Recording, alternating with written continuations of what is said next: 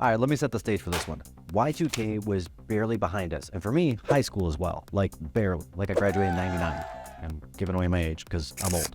As a community, we were ready to turn a page. We had just finished an election that did not go smoothly. There were computer program issues that were supposed to stop the entire world, and we were in Detroit, ready for a reason to come together and celebrate Detroit, and there's nothing more Detroit than electronic music. Especially as it started out as a free event, it was intended to stay that way, even though it's not free anymore, and I needed free as a broke college kid waiting tables. This event was the first of its kind in the United States. Year one, an estimated 1.1 million people went, and through the years, it had a storied past with 4 different names, a tragedy, and a rebirth. But if we're talking history, we gotta go back a lot further than the first Detroit Electronic Music Festival in 2000. My name's Mike Pern, a local real estate agent here in Metro Detroit. Subscribe to the channel. We drop amazing videos around Metro Detroit content, real estate, and finance each and every single week. Like the button if you like the video, and if we can help you find a home or get a home on the market, don't hesitate to reach out. We'd be honored to get the call to interview for the job of being your agent. The Movement Electronic Music Festival is held in Detroit to celebrate the birthplace of techno itself, and I will fight anyone who says that this is not the birthplace of techno. It's where people come to put their hands up for Detroit.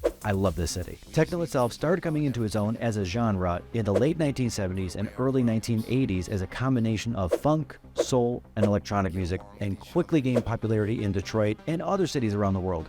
To this day, creators around the world make the pilgrimage here to worship at the birthplace of techno. In 2001, it was renamed Focus Detroit Electronic Music Festival, as Ford was the flagship sponsor, contributing $435,000 to the event, keeping it both alive and free of charge. In its second year, an estimated 1.5 million people went. 2002 came and went with little fanfare, but in 2003, the then mayor Kwame Kilpatrick, before he went to prison, broke rank, and pressured the Recreation Department, aka Hart Plaza, to give the weekend to Derek May, essentially forcing the festival to take him on. An amazing DJ, but no festival experience, he pulled off a miracle, creating a fantastic team able to put together a large-scale production. Also that year, Movement lost the $350,000 in city funding that largely made the event free. That year, they started charging a $20 entrance fee, and the number of attendees dropped to 630,000. 2004 almost ended the festival, where it took massive financial losses and needed a Hail Mary to keep this thing alive. Only 150,000 people went. Ticket price was $50. In 2005, Kevin Saunderson took it over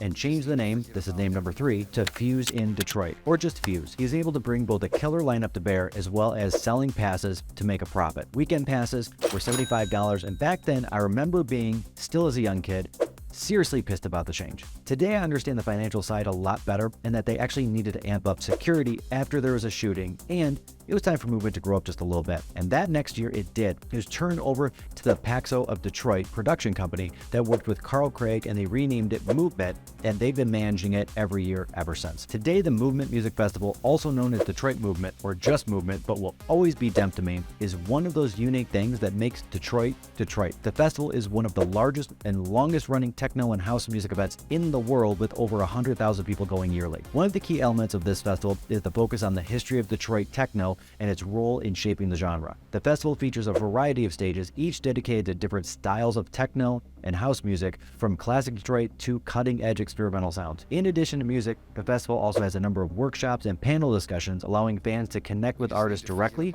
and learn about the latest developments. The festival also has a strong focus on sustainability and social responsibility, with initiatives aimed at reducing waste, promoting recycling, and supporting our local community here. Over the years, the Movement Electronic Music Festival has become a staple of the electronic music scene, attracting fans from over 60 countries and showcasing the best of techno and house music. The festival's grown and evolved through the years, but remains true to its roots, always staying focused on Detroit's rich musical heritage and artists who helped shape the genre. Whether you're a seasoned veteran or new to the electronic music scene, this festival is a must-visit event, offering a unique and unforgettable experience that celebrates the history, culture, and music of one of the world's most vibrant and innovative musical cities. It continues to bring in over 100 acts and powerhouse acts like Caribou, Carl Craig, Charlotte DeWitt, Derek Carter, Skrillex, Flying Lotus, Asana, and many, many, many more. Coming up here in just a bit, I hope you're one of the 120,000 people to attend. If you are, let me know. If I'm not helping a client find a home or sell a home in Metro Detroit over that weekend, I will see you there.